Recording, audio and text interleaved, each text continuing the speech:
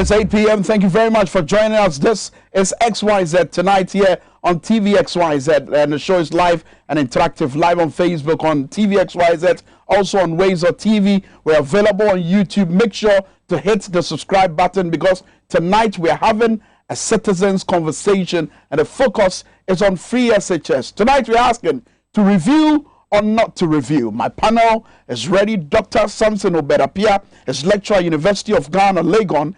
He's a sociologist. He's at the sociology department of the University of Ghana. Also, Koshi Bodowu is an educationist. He's right here with us in the studio. Courage Kwesinobi is a member of the MPP's communication team, and also Justice Yeboah is a member of the NDC communication team. I am Prince Mika. Glad to have you on the program. Let's start off by giving you a fair idea of what some groups and some key personalities in the country have been saying about free SHS. But before I do that, let me just jump to the Ministry of Education's website and let you have a fair idea of what you see immediately you get to the website. Now, the flagship policy of the current administration is free SHS. Now, when you get to the Ministry of Education's website, the first heading or the first thing that you see or the first statement that will greet you is a free SHS policy. Now, it states that, as stated in Article 251B of the 1992 Constitution, secondary education in its different forms, including technical and vocational education, shall be made generally available and accessible to all by every appropriate means, and in particular by progressive introduction of free education. Of course, talking about what the Constitution talks about as far as free SHS is concerned. And then it goes on to talk about the SDG and says, Goal 4 of the United Nations Sustainable Development Goals states by 2030, ensure that all girls and boys complete free, equitable, and quality primary and secondary education. I'll be telling you what Charles and some key personalities have been saying with regards to free SHS. But still on the website of the Ministry of Education, it gives you an idea of who is eligible or who can benefit from free SHS. And it tells you, the policy document tells you that every Ghanaian child who is placed into a public second cycle institution by the computerized school selection and placement system during the school placement process is eligible to a free SHS education. And it's quite emphatic on the fact that it's totally free. Now, check out what Charles has been saying with regards to the program. Somewhere last year, there was a forum that they held in the country, and they made some observation with regards to free SHS, of course, indicating or sending that particular warning or caution that there's a need to review the program. Now, per their observation, that Charles indicates that the observation over the period is that PTA activities are gradually dying in our various schools. Hitherto, the PTAs were playing very significant roles in our schools. If a policy is in place and for the past 3 years it is not working, then it needs to be re-looked at. I want you to listen to, Alhaji Yakubu bin Abubakar, who is the president of Charles, as he made that point. Watch this. We are not a partisan association. We are only looking at issues and addressing them as they are. We are there to implement government policy. And for that matter, as we said over there, any government that is in place, the policies that are in place, Charles will ensure that those policies are implemented. However, allow Charles also to say that if there are challenges with the policies, it's only good for us to point them out so that together we shall come and address them. Our observation over the period is that PTA activities are gradually dying in our schools. Hitherto, the PTA were playing very significant roles in our schools. We therefore call upon the Ghana Education Service Management and other stakeholders to relook at the current policy on PTAs in our schools. Nana Chairman, if a policy is in place and for the past 3 years it is not working, then it needs to be relooked at. And so that was the position of Charles, indicating that if a policy has been in place for the past 3 years, there was a need to take a relook at the policy. And of course, he's referring to the free SHS policy. Here's Professor Adai Mensah, the former Vice Chancellor of the University of Ghana, also making a similar point. Watch this. Starting this shift system, yes, it's going to open avenues for more people to be absorbed. Mm-hmm. But is it not going to mean people going in and just cram, go and do the exam without having enough time to sit down and assimilate? People are saying that they will have enough time to assimilate. Yeah. No. And that's the former Vice Chancellor of the University of Ghana, Professor Adai Mensah. Let's also give you a fair idea of what the Finance Minister, Ken Ofori-Atta, has also been saying with regards to this. And in fact, he was quite emphatic on the need to relook at the program. And of course, indicating that, look, if there are parents who are willing to pay, why not? Watch this. Free education, I don't think it's something that any of us can compromise on. You know, and true, it may be that there have to be changes in the way in which we are administering it. Mm. You know, I can't take my child to Achimota or Dogono and then leave him or her and drive away and Ken Ofori-Atta not pay anything, whereas I can pay for 10 people. And most recently, linking to the point that the Finance Minister, Ken Ofori-Atta, made some time ago, most recently to have made a similar comment is the Education Minister, Dr. Yao Osei Educhum, when he spoke to my colleague Francis Aban of GH1 TV, also making a similar point. Watch this as well.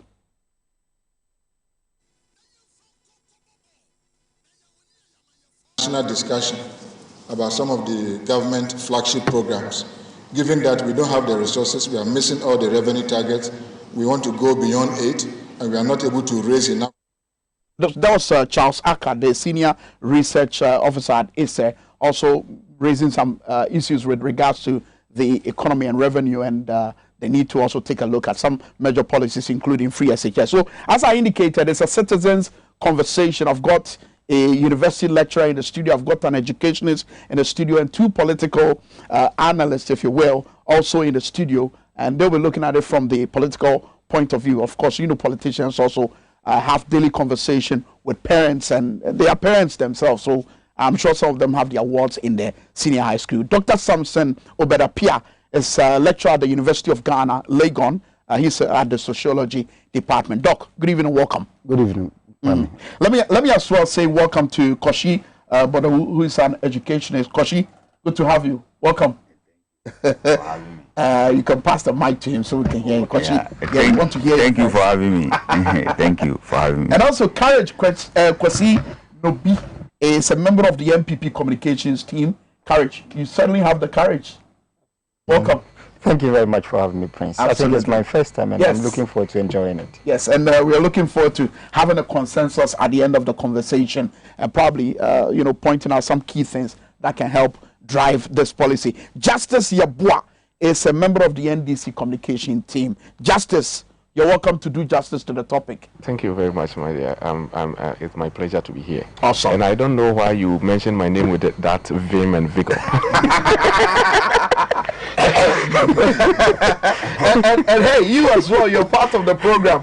You're very important, because at the tail end of the program, we'll see if we can activate the phone lines and get some views from some parents and, of course, teachers who may be watching. Maybe you've had some experience with regards to the free SHS. Give us a fair idea of how it is looking. Is there a need to review it or not? Let me start with you, Dr.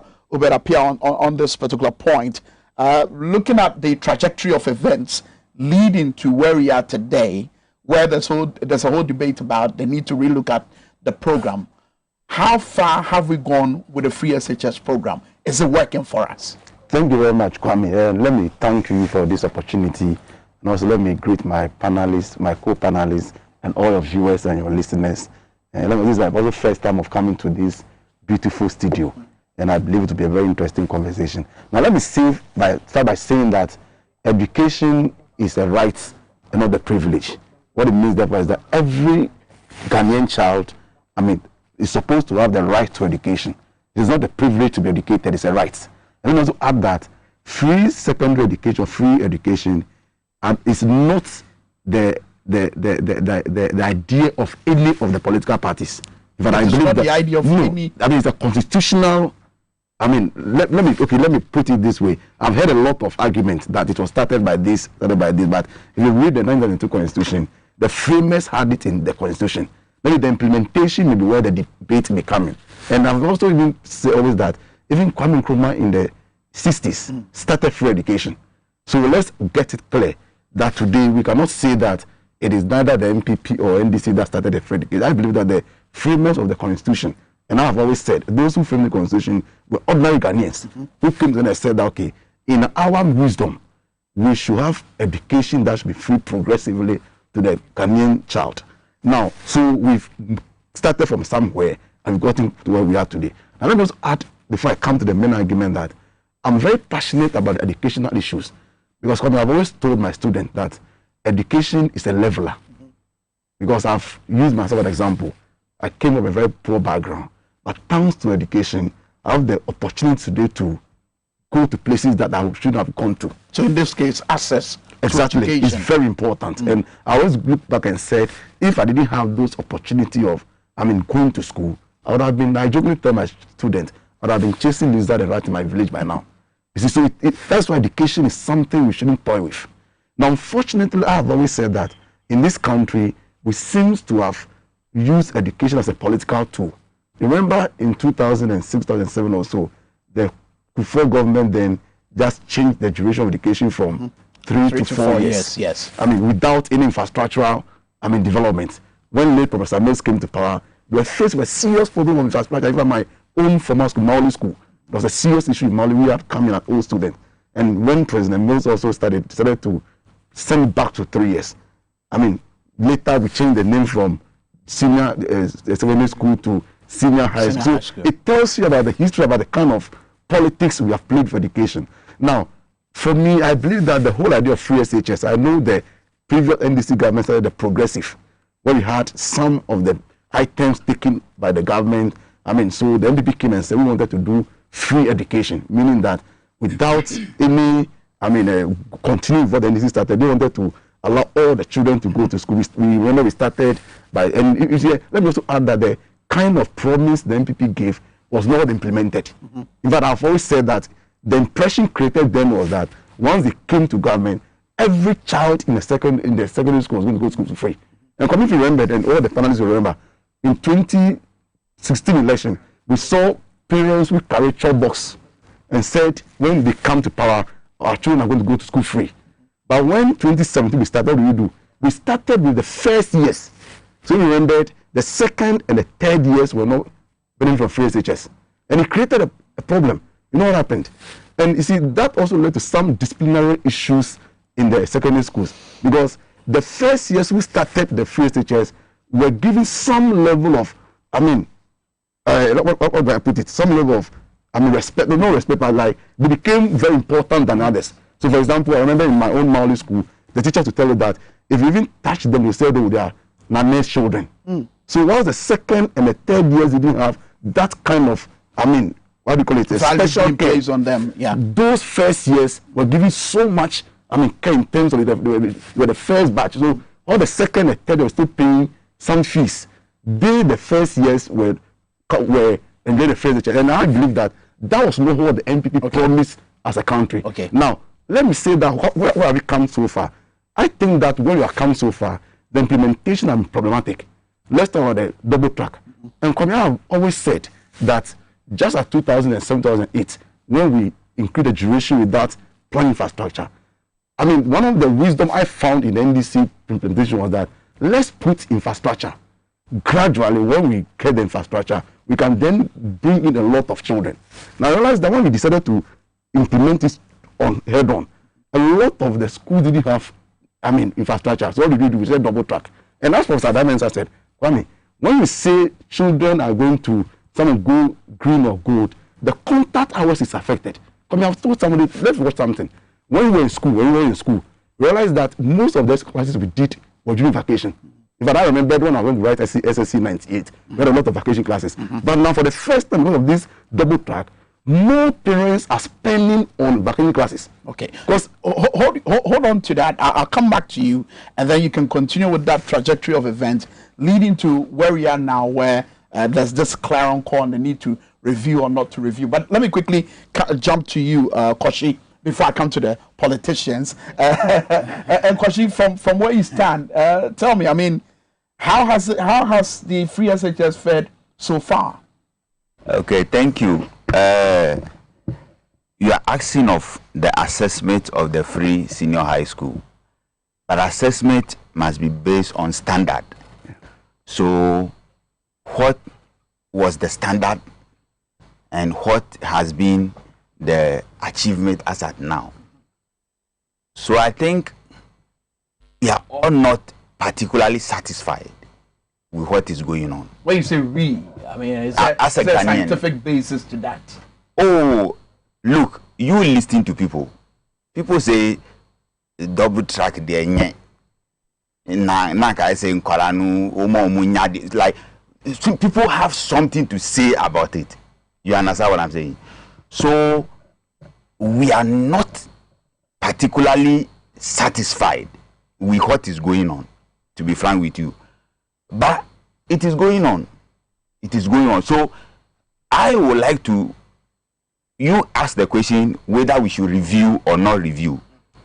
You see, every social policy must constantly be updated to reflect the dynamic nature of society. So reviewing the free senior high school is an imperative. But I think what we should be talking about is the kind of review and the extent of those reviews. That is all we should be talking about. Now, when the free senior high school was started, I saw what we are experiencing today. So what did you see? I saw a system that this country will not be able to accommodate. How so? The evidence is there for you. The evidence. So at the initial stage, you saw failure. I saw a failure. Because, you see, if you know the narrative of Ghana, if you know the narrative, if you know the economy of Ghana, you will not promise a free senior high school. And all the other things the president promised. One district, one factory, one village. Now, how can you promise 216 factories in 208 weeks? Because in 4 years, we have 208 weeks. Reconcile that for me. What's the link? No. The link is that the president promised all that in addition to free secondary school. So, and I'm saying that, look. So for you, it was a burden on the national press. It was too much for the country to carry. It was too much for the country to carry. Look. But considering it as a right issue, an issue of a right, and considering the fact that the 1992 Constitution talks about it, don't you think that it was important at that time to implement the policy? You see, let me tell you something. Rights must be earned. Right must be earned. The default in the free secondary school policy is the idea that everybody should go to school. Everybody should go to secondary school. Shouldn't that be the situation? No. So some should stay at home? No, I'm coming. Some shouldn't be at school. You wait. You see, every human being must be educated. Because human beings are the only animals on earth that must learn everything they know. So every human being must be educated. But schooling is just one of the many ways of education.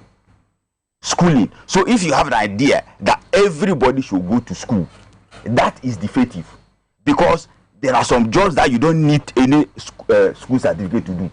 You have people who clean this place. Do you need a certificate to sweep this place? Do you need a certificate to sweep this place? You go to Choco. We are at this place. What is the name?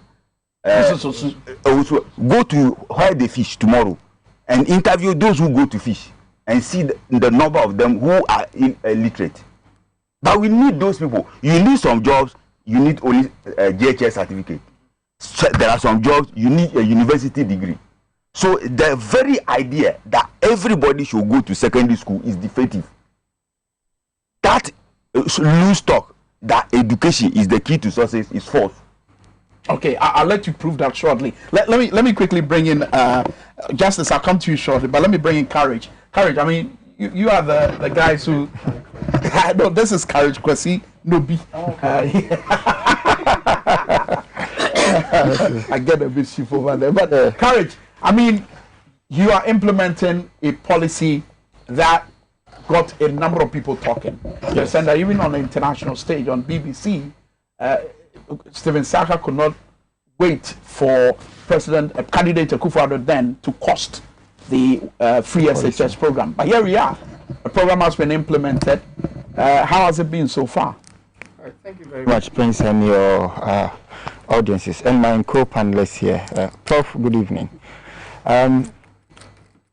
When we came to power, we looked at the data available at the time, and it showed a very high level of attrition. That between primary school, where we had an enrollment rate of about 81%, by junior high school, net enrollment ratio was about 45%. By senior high school, you're talking about 22%. So we looked into the data. Okay, what is leading to this? One of the major impediments, apart from those who failed and could not progress, was cost. So the people who had passed, excellent, some who had gotten 8 A's, but could not advance to the next level as a result of lack of funding. Whereas the majority of even those who were in, right, also had funding issues. So we said that for a country to develop, you need to educate your populace. You need to develop your human resource. How do you go about doing that? If there are impediments, remove the impediments. So there are various models to look at. That, okay, let's look at it and say that let us support some and leave others and all of that. We say, okay, a child could be in a position to pay today and tomorrow not be. So what do? Let us start off by removing every impediment, all right, as far as finance is concerned, in the way of the child from progressing. So we said that no child who qualifies from the BEC should be left behind. And we did that. And doing that, you had what in mind? That every child, every single child, in fact, we're redefining secondary school. We are redefining basic education to be up to secondary school. So even if the child would want to undergo some form of vocation, we're just pushing them in. Wonderful. I'm sure but that's where Koshi was coming from. Yes, but I'm coming down. I would want to first touch on some history. Sure, go ahead. Article 25 talks about education, and it says that education shall be progressively free.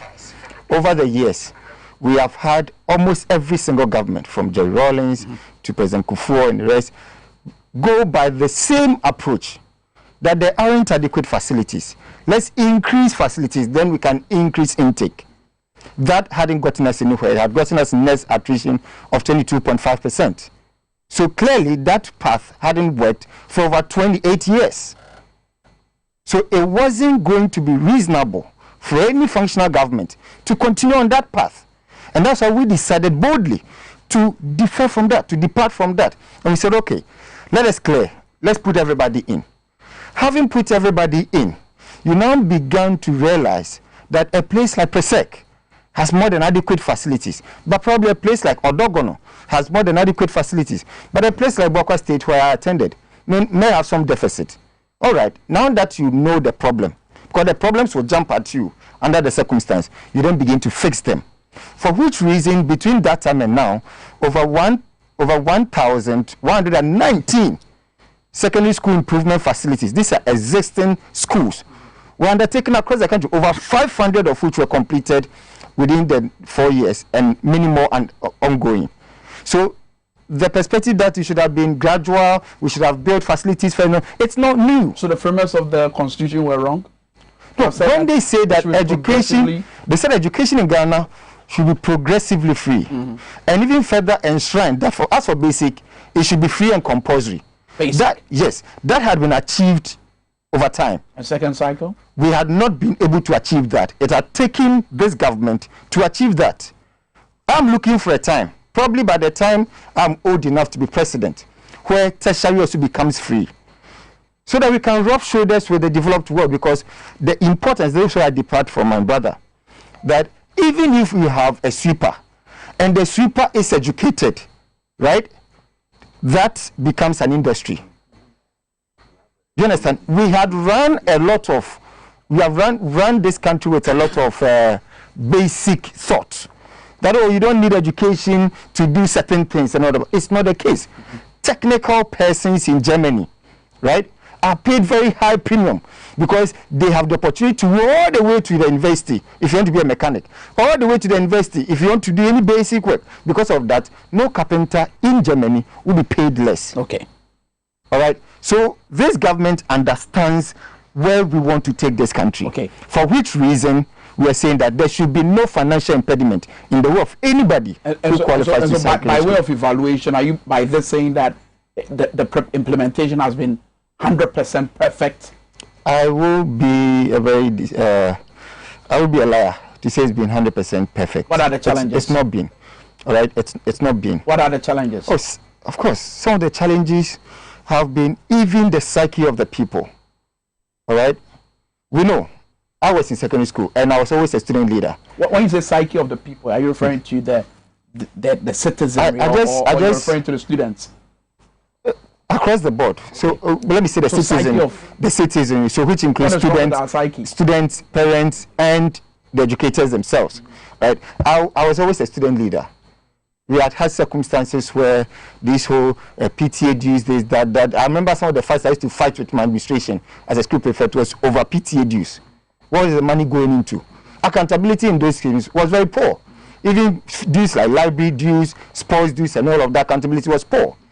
Now, when you have a system that tinkers with that, definitely the beneficiaries of those systems will fight.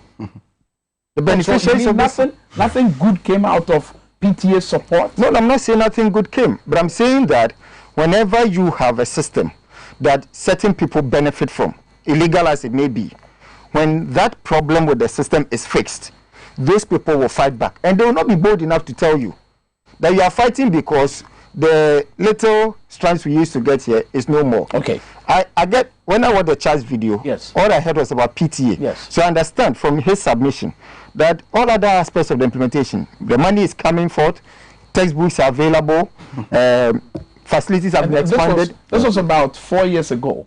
No, I'm saying that facilities. So I'm sure that position, owing to their recent press statement where they've had to talk about the national buffer stock and the issue about food, clearly they've updated the position. So meaning that the challenges have moved beyond the PTA to even food. No, inbuilt in the free SHS policy is growing the local economy. So we said that if a school buys maize, buys rice, and there are local producers, right, through the buffer stock, let us supply the schools with our local produce. All right? What does that do? It takes away probably some headmaster and business power to start something and import something and all of that. All these people are there. It's numerous. So they are the ones who fight back. And I'm saying that it's numerous. I remember at a point when I was in school and we had a circumstance where... Wrapping up for me, so yes, I can come to that. Where teachers were on strike. Right? And some teachers wanted to still use government structures and everything to do extra classes in the same schools where they were on strike to benefit.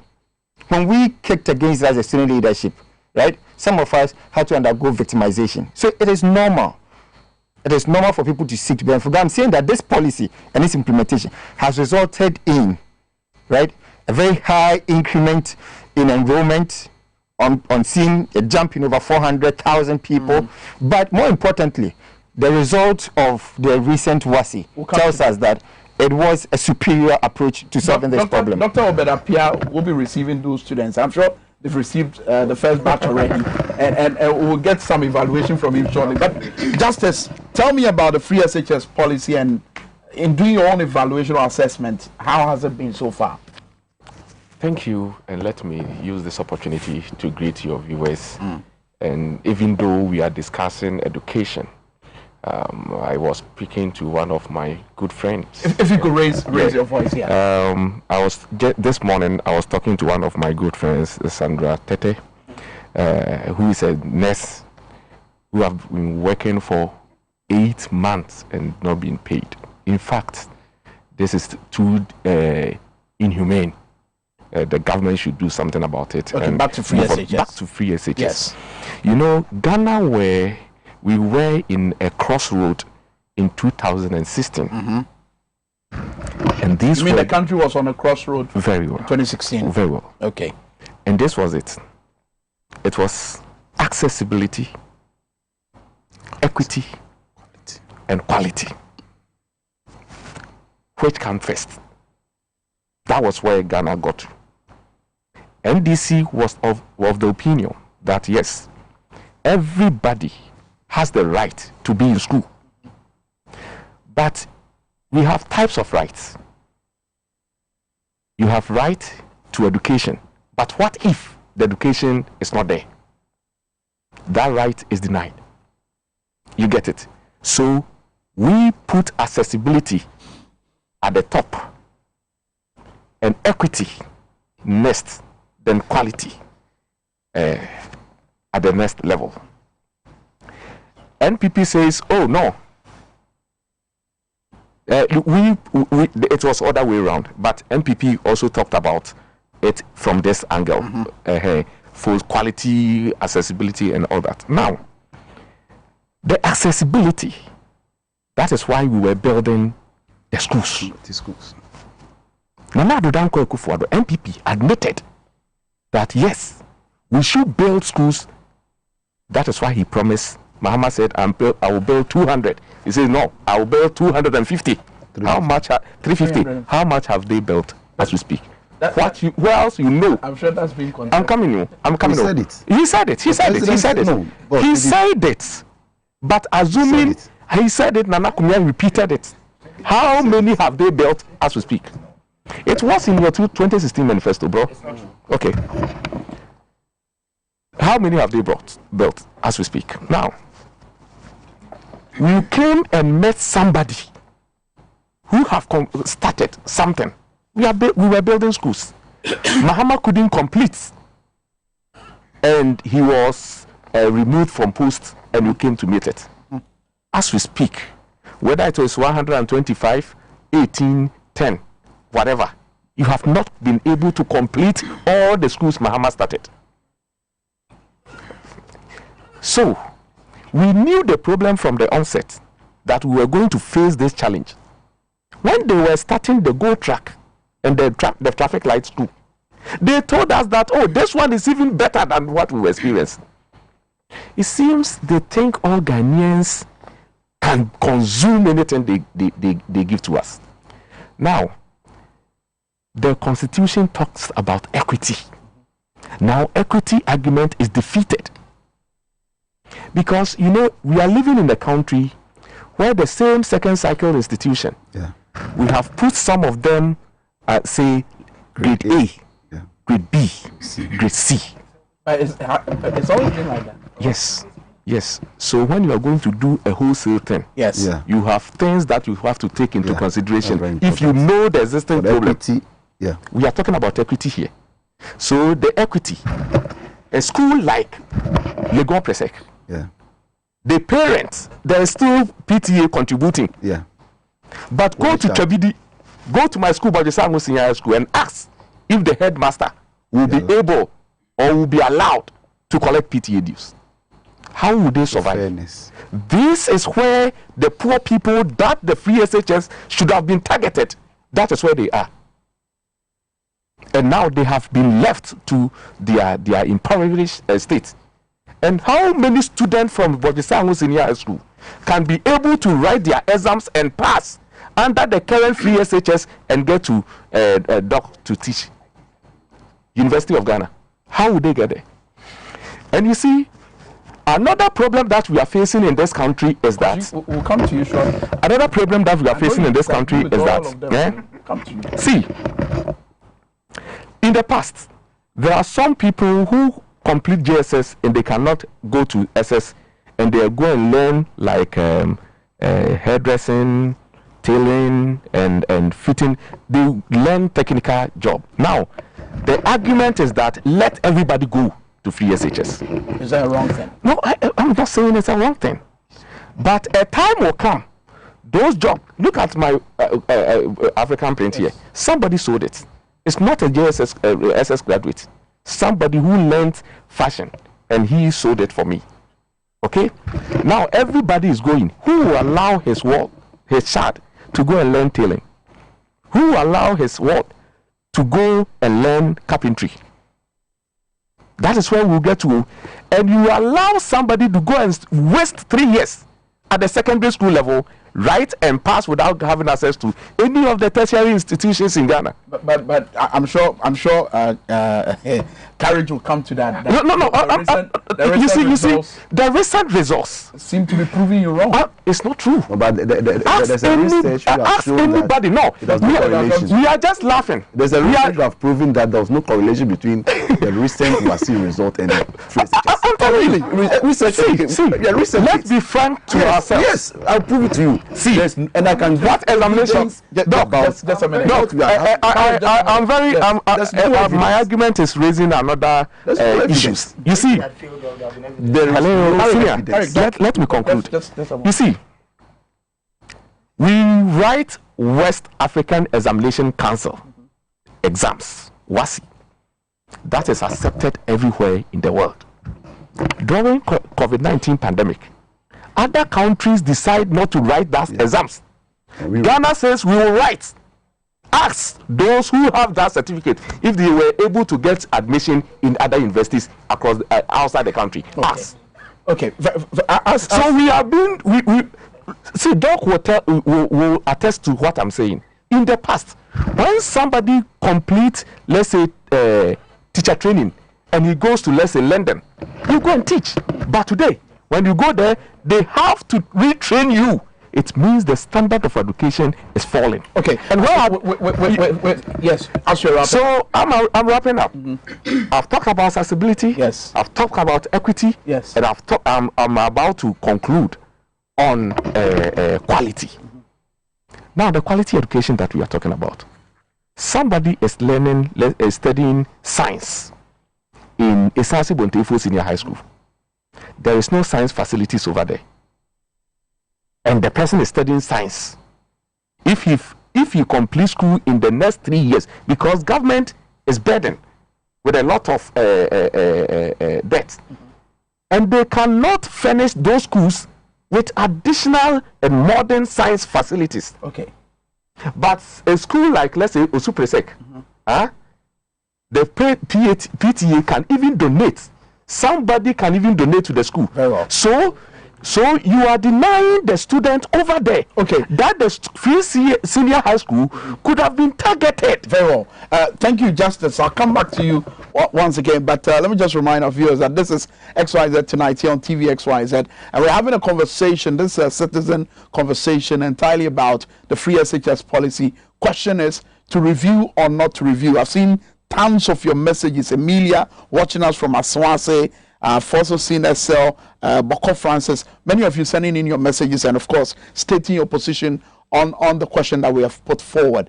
We're taking a short break. When we return, we'll attempt to look at the challenges and then get solutions. So when we say review, what are we reviewing? We're back shortly.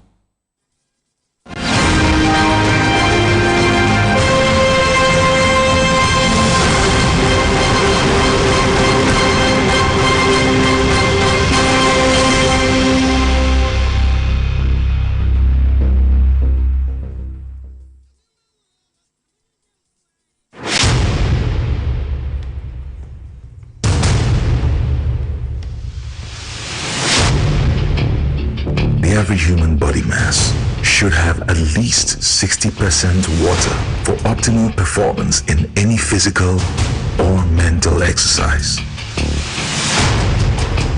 We can help you maintain it naturally.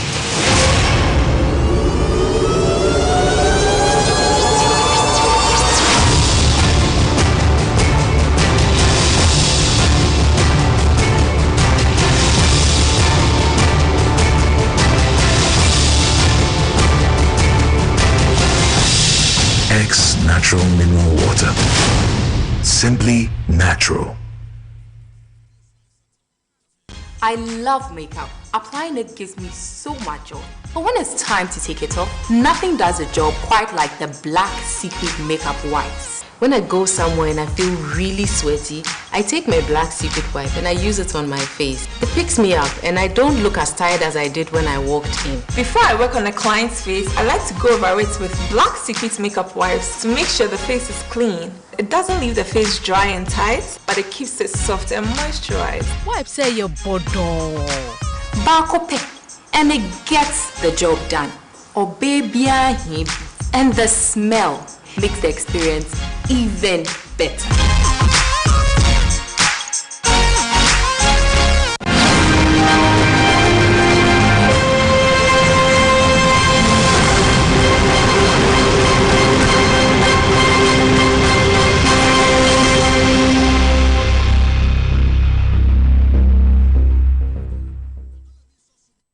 All right, so it's a frank discussion, and we're being frank to ourselves this evening on XYZ Tonight as we're discussing whether or not to review the free SHS. Dr. Samson Obedapia is a lecturer at the University of Ghana. He's at the Sociology Department. Koshi Badao is an educationist. Courage Kwesi Nobi is a member of the MPP Communications team, and also Justice Yabua is a member of the NDC Communications team. Let me read a couple of your messages that have come in. The current education system is just to create a situation for MPP to make business, sell imported products. Find out, please. You're a journalist. Go and find out. Stephen is sending this one from Segi. Stephen, thank you for the assignment. And Emilia also sends this one. She says, good evening to you, Prince. Please stop calling the line so I'll be able to read your messages. Good evening to you, Prince. It takes only a visionary leader like John Dramani Mahama to know the problems associated with free SHS and that it would outweigh the benefits, just as you said. So we need to solve these problems fully for the sake of the future of our children. And then this message also comes in saying that kudos to the New Patriotic Party for boldly initiating the free SHS program. But shamefully, it's a failure, unfortunately. SHS or senior high school education is in shambles. Those are messages that have come in so far. Dr. Obedapia and my panelists, let's discuss the challenges as we have them. If we're saying that we are reviewing the program, what do we need to review?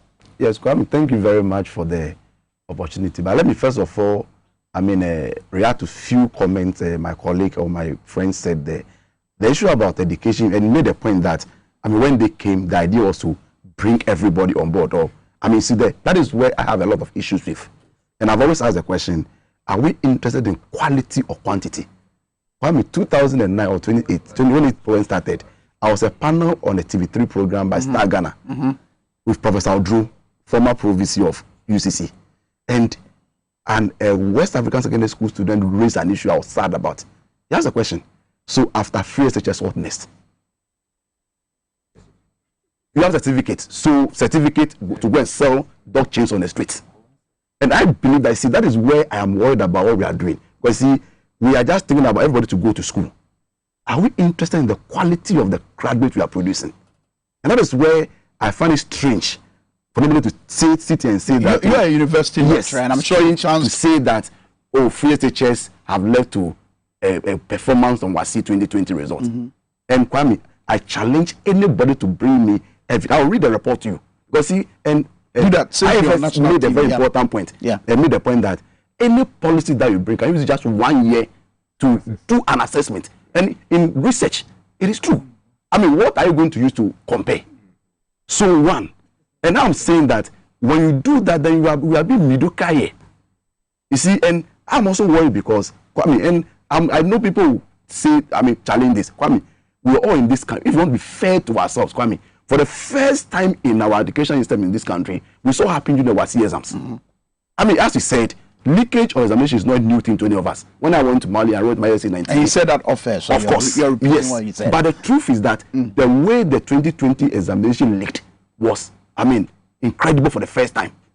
To the extent that I was in the platform before the social studies, all the questions, and you see, you remember what the student did in the school, the schools? The viral video. The demonstrations. Kwame, I've always said that people should ask themselves, do you see any student from Presec or Achimota demonstrating? You know the reason why? Because many of those schools have parents who were organizing circles for their children. It was the Chilubu Akuda Secondary School. Others, you see, and the truth was that most of those schools were giving standardized pamphlets. I had a friend, a colleague in my department, whose son was in pre-sec. When the boy came, I was so these ones, there were things we had extra classes and we learned. And that is another point on the challenges. I've always said, what we are doing, we are creating a vicious cycle of poverty. So what should we change? Yes. Now come to what we change. It's 8:47 already. Because you see, the problem is when we don't change what we are doing, I've mentioned some issue about the extra classes thing. Yes. How many children in my mother's village can get money to pay for 20 Ghana cedi per subject? So first of all, the double track needs to be looked at. Secondly, we have to look at the whole issue of the accessibility. I have always said, I hear the point you made that we cannot wait for infrastructure before we say we start. And that no child should be left. That's the directive. But the point is, you see, as we see now, this government promised to build over how many secondary schools? Do you know the reason why the recent Form 3s were asked to come back home? What's the reason? Because you know they've stopped the double track for the first years. All the first years are in school. And I've said that, you see, any manager of the education system should have known that there's no logic in saying first and third years should come to school. Because when they go to school on that morning, it was a problem of infrastructure. Is it not what the GES explained that they need ample time to prepare for the exam? Nobody should deceive you on that. I mean, it's not true. But that's what the GES... The problem was of infrastructure. But you saw the GES thing. No, so GES has been lying to all of us. Lying? That's the problem we have in this country. Prepare for the exam in the house. No, Kwame, if the infrastructure was there, why didn't they take all the 4 months are in school now? So the point is that all the schools they promised to build, they couldn't build it. I am saying that, yes, if we are, first has come to stay. But Kwame, it is no wonder that the education minister himself is saying parents who can pay should pay. I've always, yes, he didn't say that. Also, the audio that is going around the interview. We'll play that. I'm saying that, Kwame, you see, the truth is that yeah, free SHS should have been focused on, it should be need-based. There are parents who can pay. And Kwame have said, me, my daughter who is in Light Academy in Adenta, I'm paying 1,800, she's class 5. Kwame, how can that girl get to GSS and told that I can't pay for a fees? Yes, there are people in the village who cannot pay. Let's focus on them. Because if we're not careful, I will still enjoy the free SHS and get good for my children to go to school. Unfortunately, for the sake of time, it's already 8:49, and I'm hoping that we would attempt to activate the phone line so that we can bring in some parents. But quickly to you, Courage. Yes, but I'll come to Koshi. Courage, let me hear you. Let's look at the form of review we should be looking at. Yes, that's important.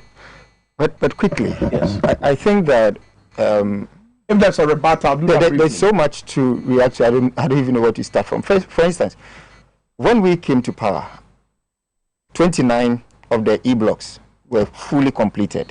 Others were at different stages. Between 2017 and now, we've completed 28. So it is not a fact, as represented by my brother here, that we've not attended to them, we've not been able to complete them. Right? In addition to that, over 1,000 new facilities in all these schools have now. Now, it is not every school that was on double track. The double track was as per need.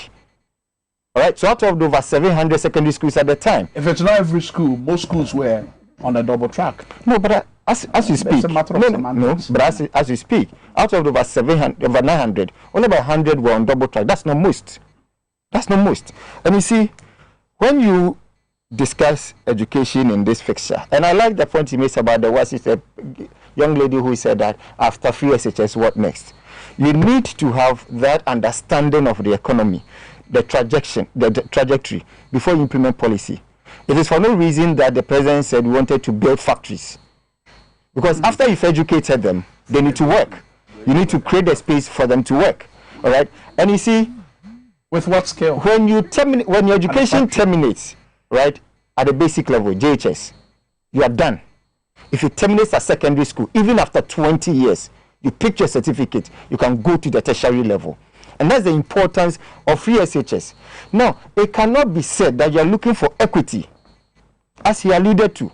And then you say that that equity, right, should be selective. Okay, so now, for the sake of time, to review what form? Great. Those who pay taxes in this country, right, are the workers and the rich. My brother is saying that they should be excluded from the largesse that their tax gives. I would want to see some review going forward.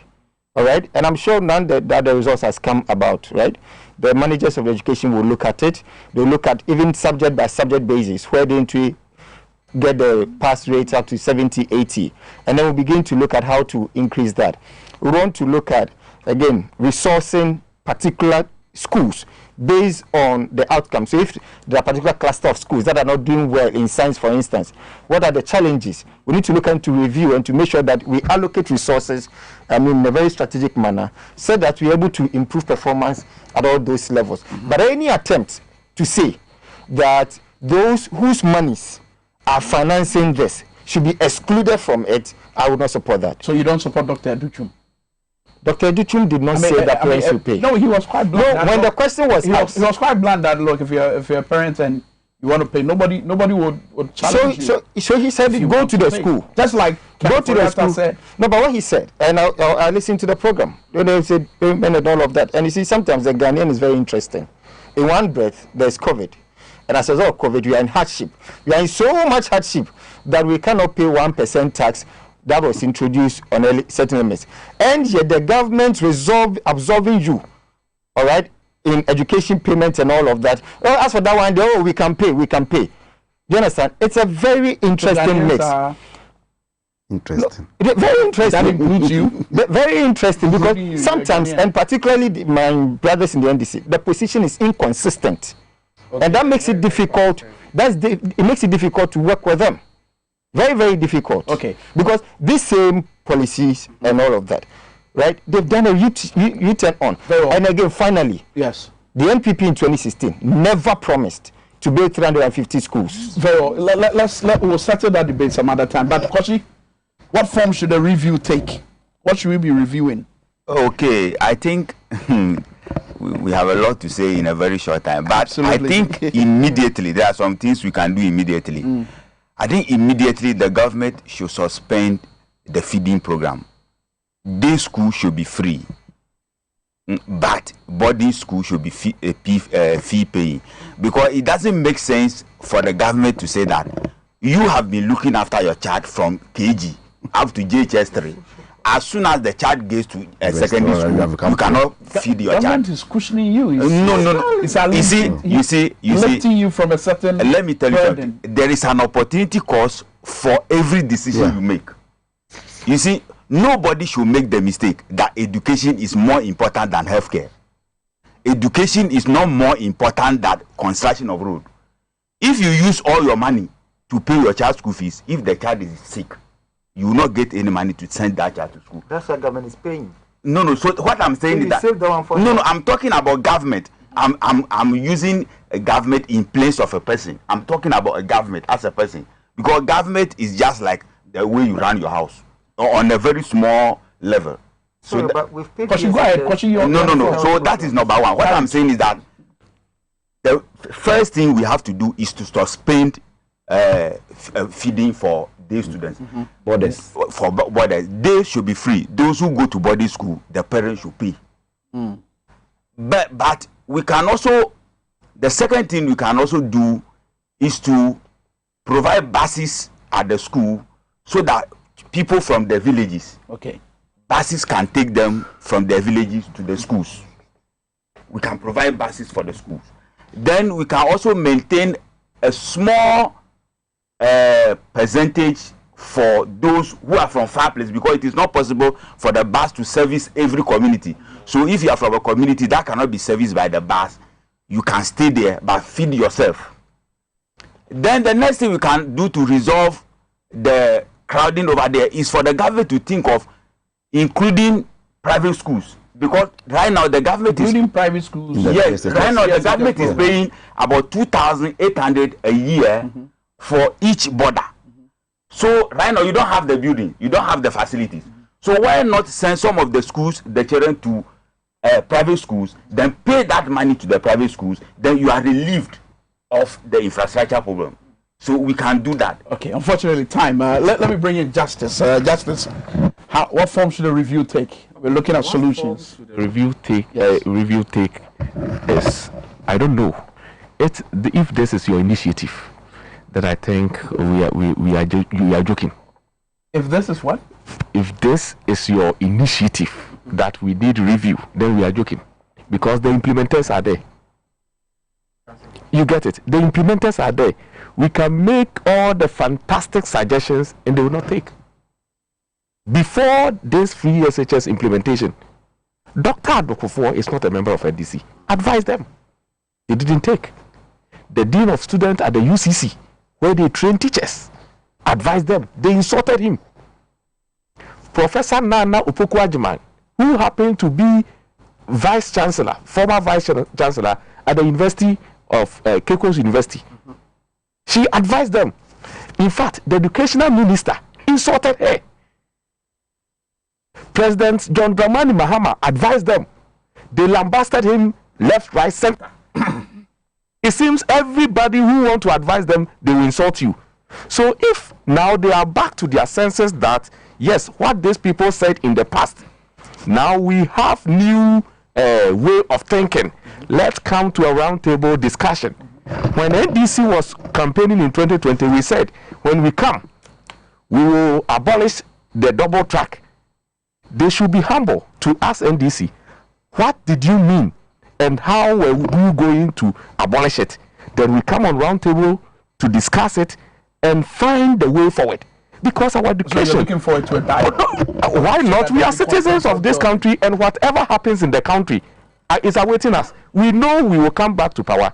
When we come back to power and our educational system is destroyed to the latter, what are we coming to do?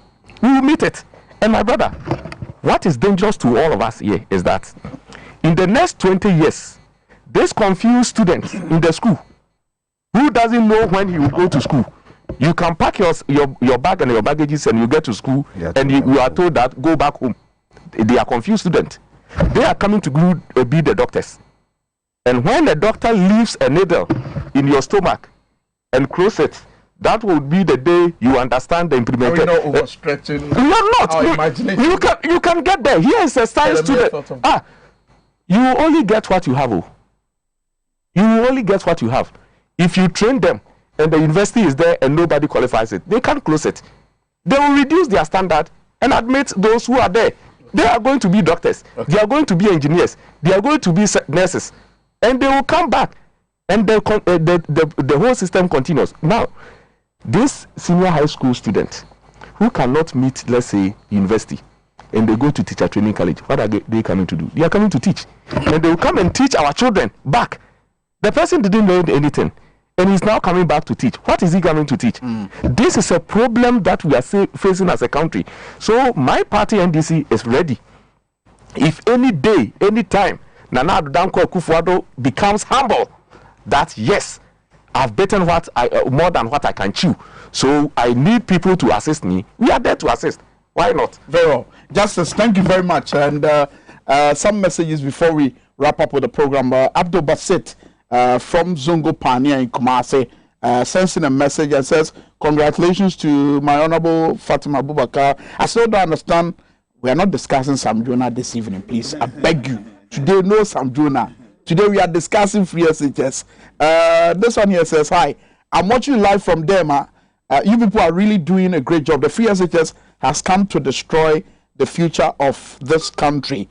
I saw and understand what is happening at the villages. If you come, you'll be terrified. Very soon, Ghana will be without education because many parents are now thinking of sending their children to a hands-on job or some vocation. This is a message that is coming in from one of our viewers, Wahid, watching us from Dema. Tons of your messages. Unfortunately, time is up.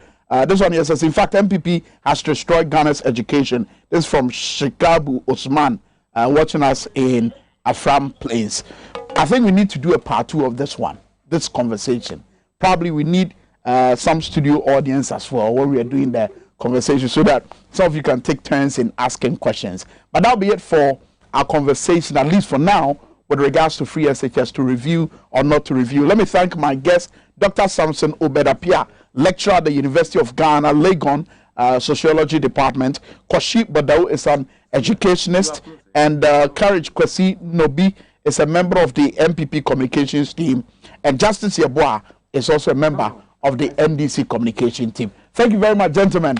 And I really appreciate your time. Thank you too for also watching. See you again. Good night.